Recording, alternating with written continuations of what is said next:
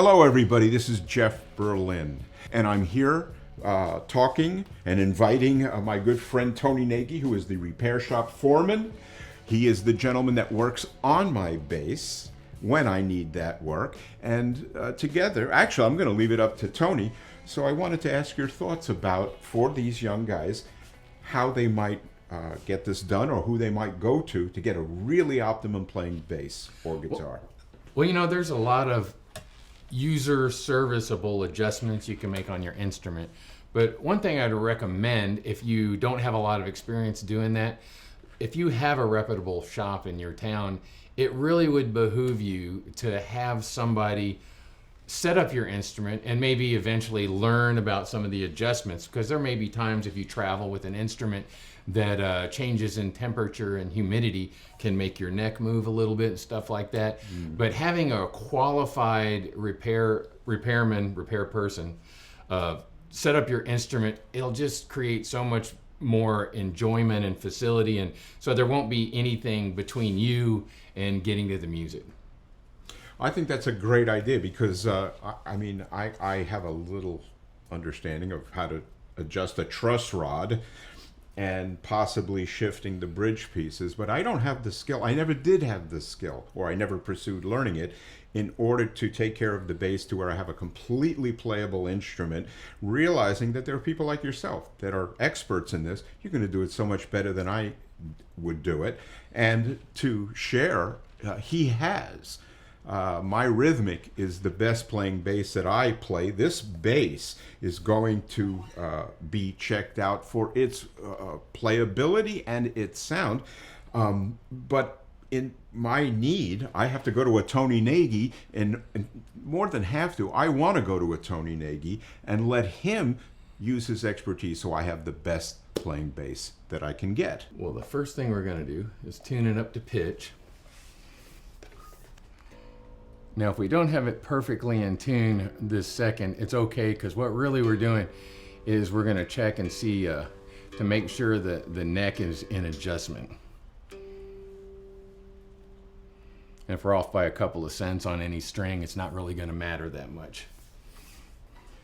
As it stands here, this neck is in a pretty good shape to start. Now, there are several things that make the instrument playable. There is the height at the nut, because what we want to do is have the nut the lowest we can be and clear the first fret, and not to hit that fret when we play an open string.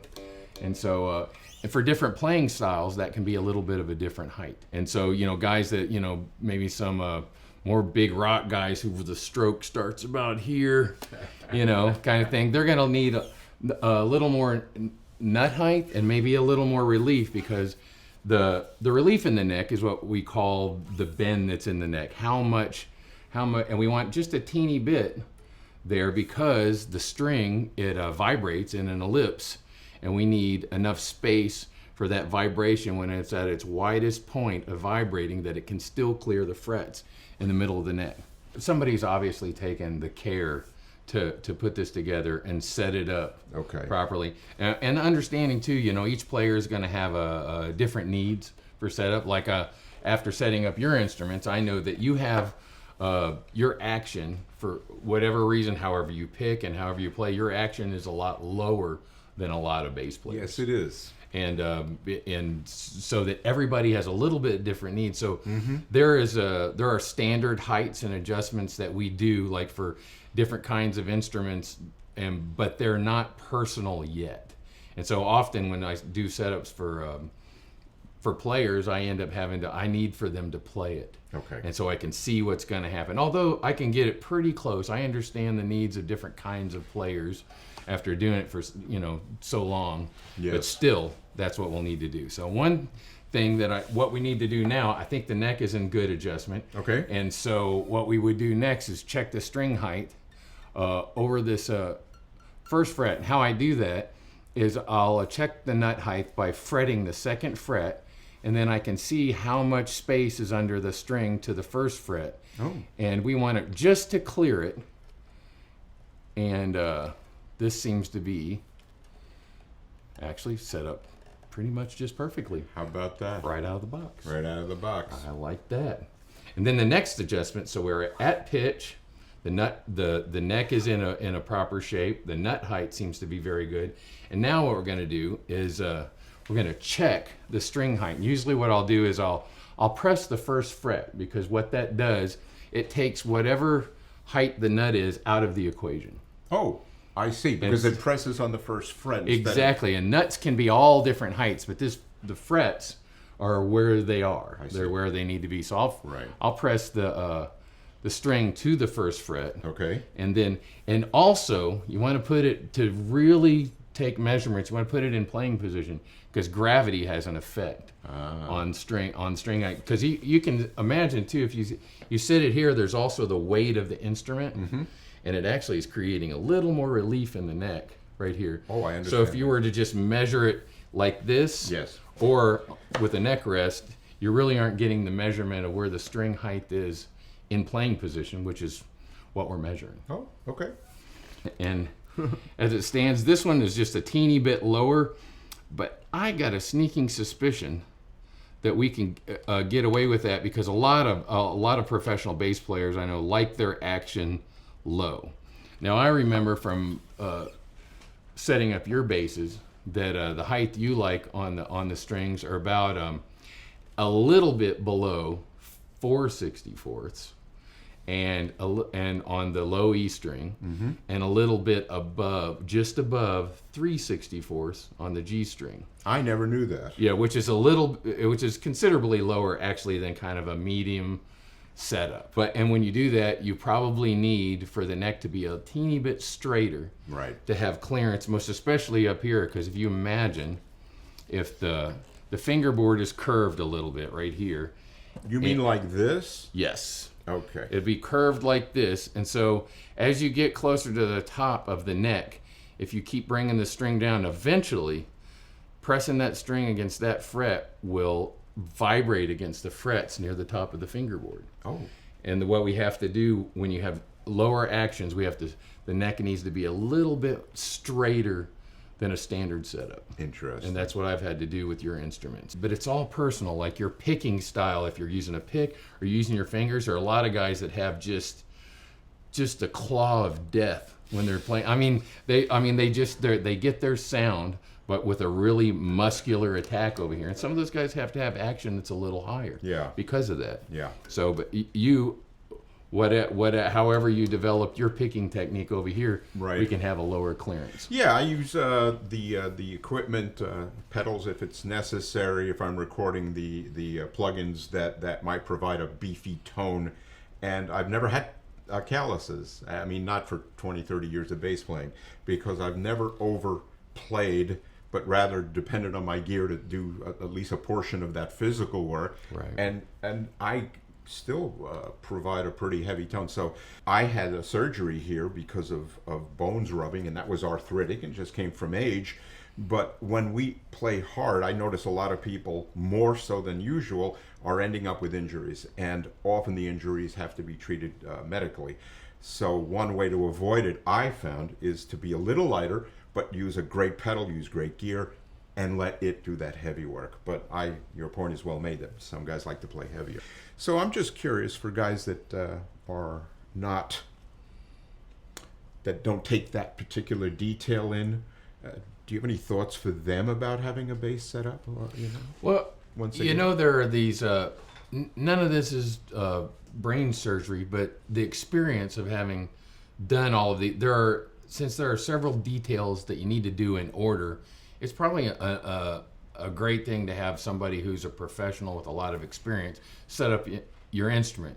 Now, most of these things, if you're mechanically inclined and you kind of can get a fairly good understanding of how these things work together. I know a lot of guys who are professional players who aren't repairmen, but they can set up their own instrument for the most part. Right. There are these few details of the shape of the neck, which can be adjusted with the truss rod adjustment, mm-hmm, and the height of the nut. Now, the only thing that I would probably recommend, the nut height, there's special tools for adjusting that, and you can only adjust it down unless you're, and they have this is a nut file. It has a rounded bottom, and they're all gauged for the separate strings. That's probably something, unless you have a fair amount of experience, something best left to a repairman. However, the adjustment of your neck, which can change while you have the instruments, and through changes in temperature and humidity. Oh yeah. Wood absorbs moisture. I notice in the summertime, especially here in Tennessee, when the humidity goes up, the wood in your neck swells up and the neck straightens out and loses its relief or back bows. And then in the winter, when the moisture leaves, it goes the other direction. And sometimes you can have a little truss rod adjustment to put it back in the adjustment for the best playability for you. Right in here.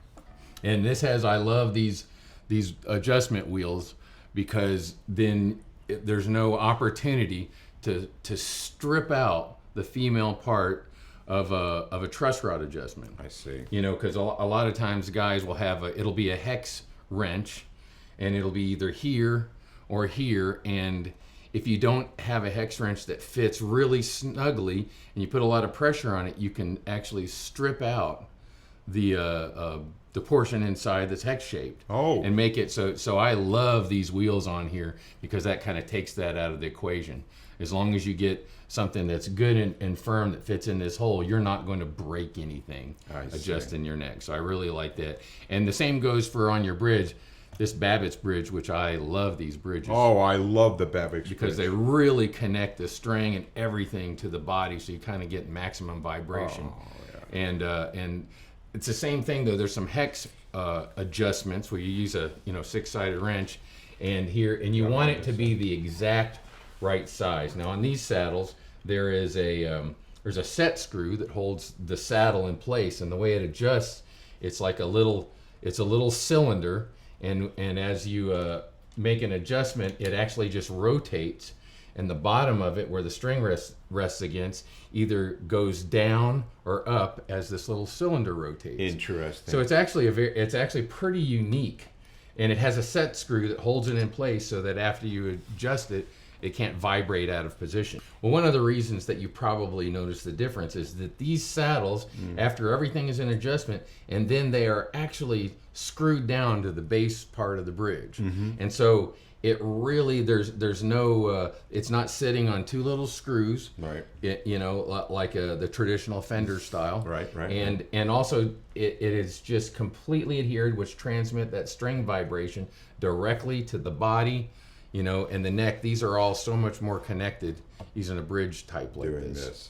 One thing I had mentioned before is that this truss rod adjustment, I really like this, because there are on a vintage Fender, there's a big nut on there that you can either use a flathead or a Phillips head screwdriver, and the unfortunate part of that, it's easy once it gets firm for you to strip out those components, whether it's a hex wrench adjustment or a screwdriver. And I love this wheel, because as long as you get a good piece of metal here, I'll use these hex wrenches, that fits firmly in this hole, there's really no opportunity to cause any damage to either the nut on the end of the truss rod or the truss rod itself.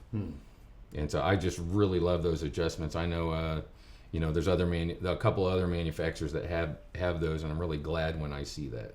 On this Babbitt's bridge, each separate saddle has a cylinder inside that rotates, and the way that it adjusts the string up and down is that the string is resting on a part of a slot in the cylinder, and as you adjust the set screw that rotates the cylinder, it takes the base that it's resting against, and it moves it up and down as the cylinder rotates.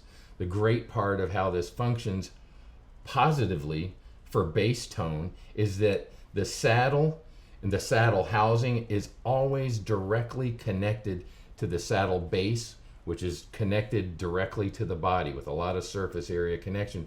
And so this string vibration goes straight through all of this hardware right to the body, and really gives you a maximum tone.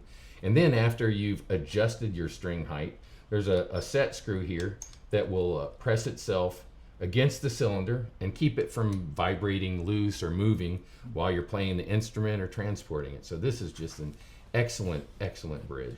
Now another adjustment that will affect how your bass sounds is the pickup height. How close is your pickup to the strings? It will adjust the tone. There might be some guys who have a tone that's not quite as insistent and like attack forward as yours, who maybe like the pickups down a little lower, you know. And also one thing that'll realize, if you get the pickup too close to the string, well, one, you don't want to impede the string vibrating Correct. at all. Which I've had happen in the past.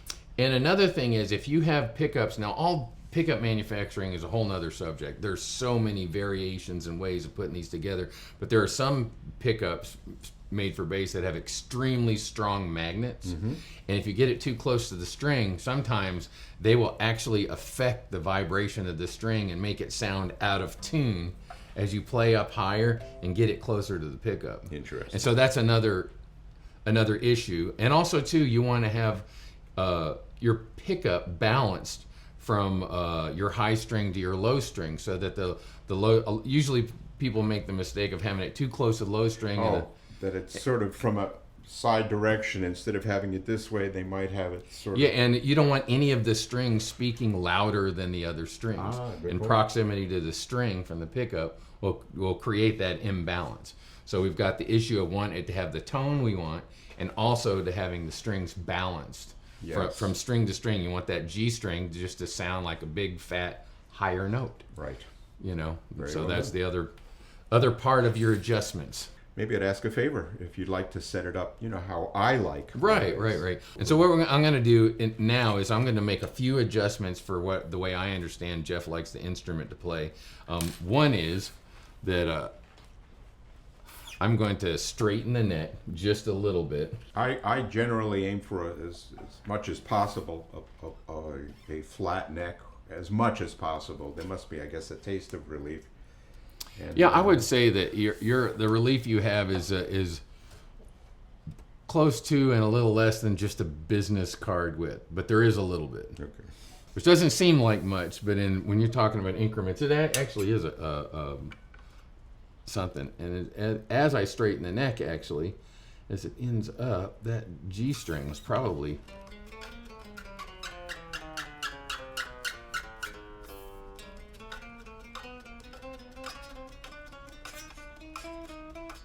And it speaks, and it's right at, I think, a height that you'll like. That I'll like. Okay. Yeah.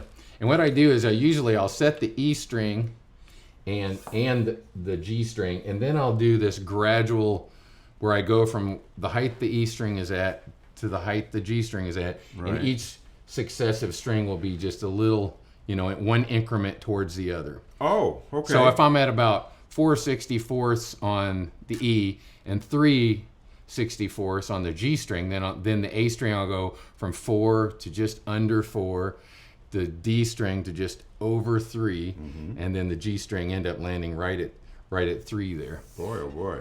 So that way there's a gradual adjustment. And the reason we have the different heights too, because this low E will have a larger ellipse than the G string does. It'll vibrate. This larger string will vibrate if you were to watch it like on one of those slow motion cameras and watch it vibrate. The actual distance in the middle at the height of its vibration will be wider than the G string. Oh, okay. At lower pitch, and so that's pretty close. Man, with just that adjustment. Let me check it out myself, Yeah, because yeah. I'm curious just from the neck position or the neck point of regard. Let me keep it on the rubber padding here. Holy mackerel.